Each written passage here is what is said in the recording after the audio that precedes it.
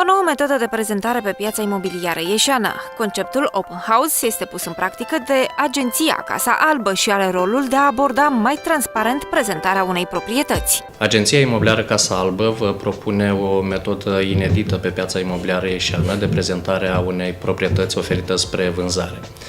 Având în vedere unicitatea acestei oferte pe piața imobiliară ieșeană, cât și prețul scăzut, cât și avantajele pe care le oferă, obiectivul general al acestui concept este acela de a dezvolta și a pune în aplicare un sistem transparent de prezentare, în afara celor existente, printr-o abordare mult mai deschisă. Casa aleasă este situată într-o zonă exclusivistă și ferită de zgomotul și poluarea urbană.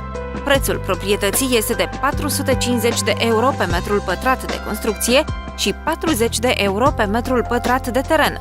La achiziționarea acestui imobil se oferă un voucher în valoare de 5.000 de euro.